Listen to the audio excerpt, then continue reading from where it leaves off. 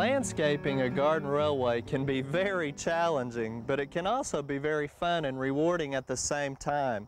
Now remember, the scale for a garden railway, which is called a G scale, is about a ½ inch equals a foot.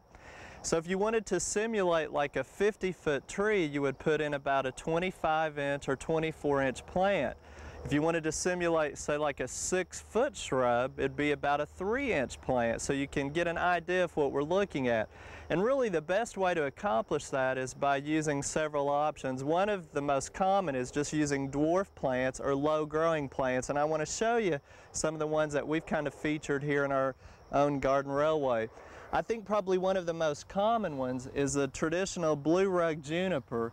It really prefers full sun, and it's very low growing, and it will spread and cascade over various areas that you want it to do that. And it's only going to get about, say 4 inches, and it can get, up to 3 feet in diameter as far as the width, but that's probably one of the most common ones as far as an evergreen.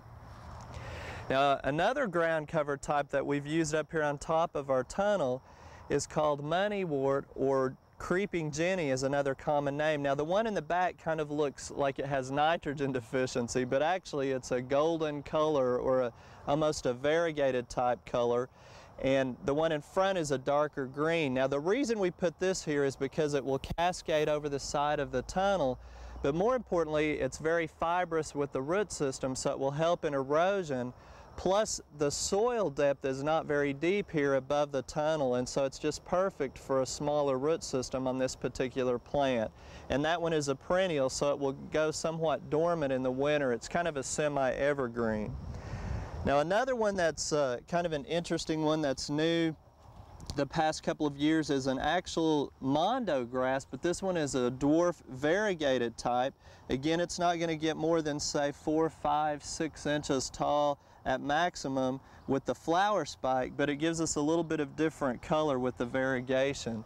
Lots of choices with perennials too. This is Dwarf Coreopsis, and you can see it gives us a little bit of color with a nice yellow bloom, and this particular one is only going to stay about 4 or 5 inches tall, so really a nice one. Now with the trees and shrubs and the scale here, one thing I want you to remember is with any plants, they still need to have the right growing conditions. You want to put them in full sun if that's what they prefer, or in part shade or full shade, so you still need to use the same gardening type tips. And also with the backdrop here of the mountain, it's a little bit more forgiving with the scale, and we've put a little bit bigger plant in here, and this is actually a conifer, and it's a Japanese black pine, but it's a very dwarf one, and the cultivar is called Angelica's Thunderhead. And you can tell that the internodes are very dwarf and it's slow growing, so gosh, and it may take 3 or 4 years for it to ever get, say, 3 feet tall. But right now it's perfect for our scale. It's only about 25 inches, so it would simulate, again, a 50-foot tree. A real nice one, and again, very specialized in being dwarf, and it's kind of an interesting cultivar that's not real common. But again, with the slope and everything, it kind of forgives that scale a little bit, and you could get by with putting a few bigger things in front of the mountain. Also, the Chamaecyparis type plants, there's many of those, also conifers that are very dwarf, all kinds of cultivars. This particular one happens to be Obtusa Costeri. One thing about those though, they need a little bit of wind protection. They scorch real easily from the heat, so partial shade is what we're giving it under the pecan tree. Now you'll notice along the dry creek bed here, we've got some various plants in here, but we've mulched with cottonseed hulls. And cottonseed hulls are really nice because they pack down, they allow moisture and oxygen through there. The only negative would probably be some of the little seeds that come up, but they're real easy to pull up, as you can see. And once you pull them up, they don't germinate again, obviously, but we'll have a few of those popping up that we have to pull out at first, but they're still doing pretty good. A great mulch that also almost simulates the gravel and everything, that ties in real nicely with the actual track, and we've even put it up close enough where sometimes it looks like the ballast. So the cottonseed hulls has really been a nice plus for us to help in erosion and just overall mulching purposes. Now another plant that I've seen pretty common in some of the garden railways is the picea, or the dwarf Alberta spruce. Now those are very slow growing and dwarf to start with, but this particular one is even a more dwarf variety called pixie type is the cultivar. So it's really going to stay very small and even more dwarf than the traditional size, which you can see those eventually get up to 5 or 6 feet, but it takes many years to accomplish that. But this one is even a dwarfer type.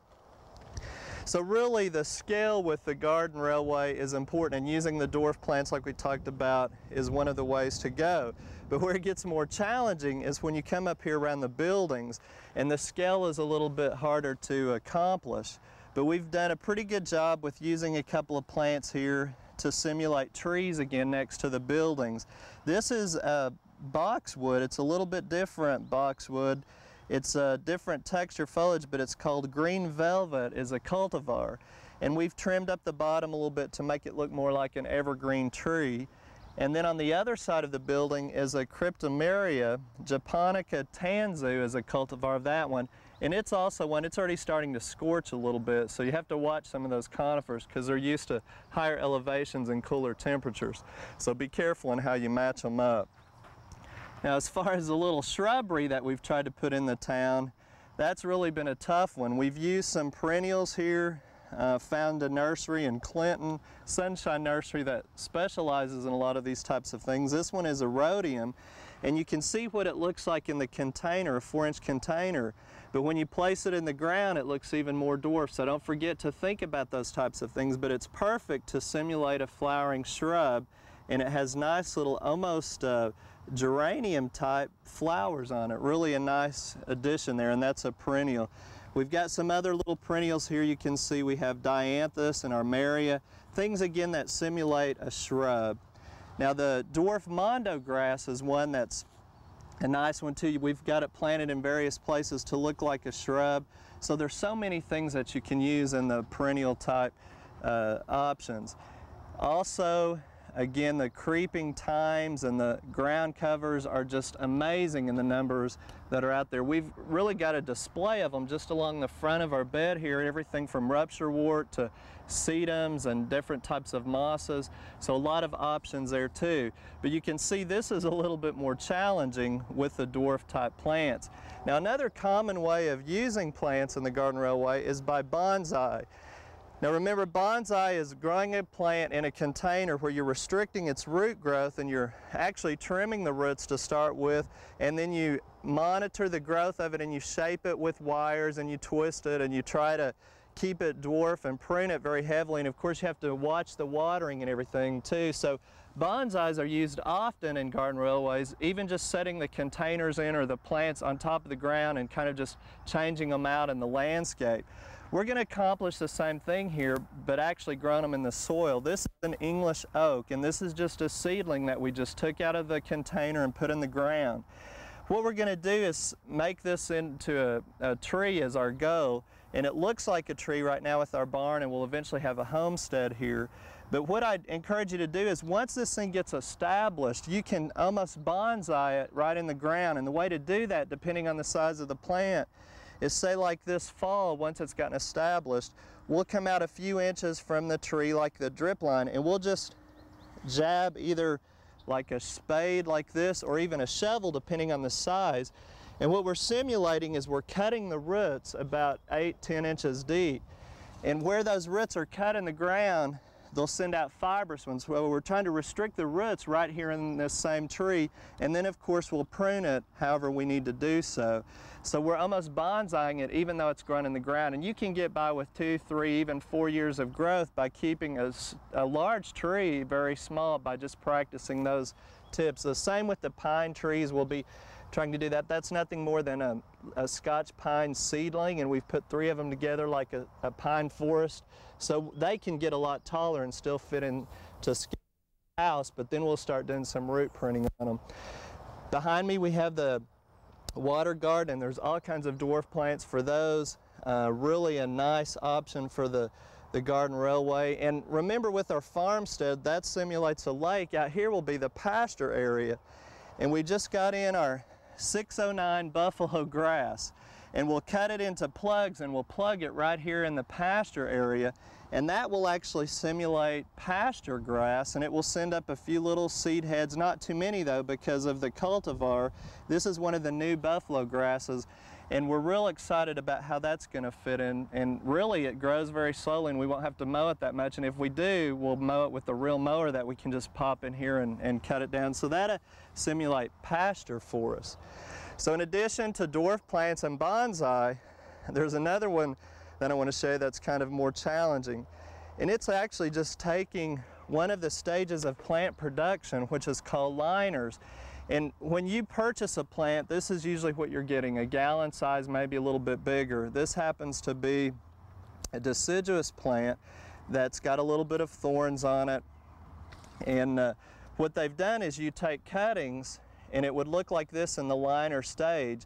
And once it roots, they just keep bumping it up to different sizes until they get it to this stage. Well, you can actually buy what is called liners now. They're cuttings that are rooted. You can see some of them are pretty expensive. But what we did, we bought this stage, potted it in a 4-inch pot, and we dropped the pot and all in the ground, especially with the blue rug juniper here. We just planted the pot and all, and that will help simulate a shrub, keeping it small, but it's going to restrict the root growth, and then we'll trim it from time to time. Here's one that's an abelia. Again, we'll just trim that off, make it more of a shrub, stick that right in the ground.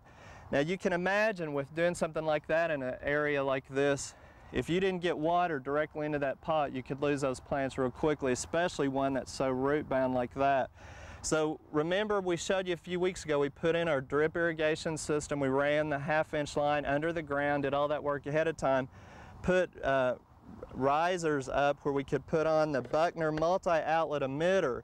And what this is an emitter hooked to that 1/2-inch line, and it has 6 outlets on it, and it runs 1 gallon per hour. And then we've got 6 spaghetti tubes that come out, and we just have a little stake, and we pop that down in the ground, and we have it dripping out at each plant. And we've got several of those across the garden railway. That way we can get water directly into the container if we need to at any of the plants. So drip irrigation is a very nice attribute for this type of landscape. Now I want to tell you some other things to remind you. You're basically creating microclimates just like you would in your traditional landscape. With gravel and setting it next to buildings, it's going to be hotter. So pay attention to that, to shading patterns off the buildings, wind, just like you would in your own landscape. Also, anytime you use a slope like we did with the mountain, water is going to run off of that. So erosion problems, but more so when you need to water this time of year, irrigation is really tough to get the water to it. So, you know, think about the drip irrigation and how you can time it where it is soaked down versus running off if you use an overhead sprayer.